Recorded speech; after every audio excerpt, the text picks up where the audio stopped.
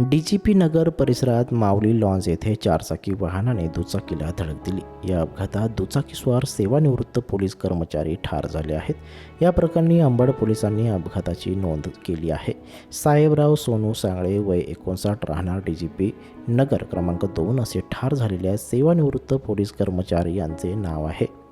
याबाबत पोलिसांनी दिलेली अधिक माहिती अशी की साहेबराव सोनू सांगळे वय वर्ष 59 हे ॲक्टिवा दुचाकीवरून MH02 EY 8219 जाधव संकुलकडून घराकडे जात असताना माऊली लॉन्स भागात चारचाकीने MH15 JS 0934 या दुचाकीने धडक दिली। या अपघातात त्यांच्या छाती व पायाला जब्बर मार लागला।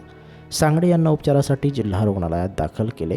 डॉक्टरांनी त्यांना तपासून मृत घोषित केले। या प्रकरणी अंबड पोलीस ठाण्यात अपघाताची नोंद करण्यात आली आहे। अकस्मात मृत्यूची नोंद करण्यात आली। मयत सांगळे हे मुंबई येथे वाहतूक पोलीस म्हणून कार्यरत होते। गेल्या 6 महिन्यांपूर्वी सेवानिवृत्त झाले होते। त्यांच्या पश्चात पत्नी व मुलगी व जावई असा परिवार आहे।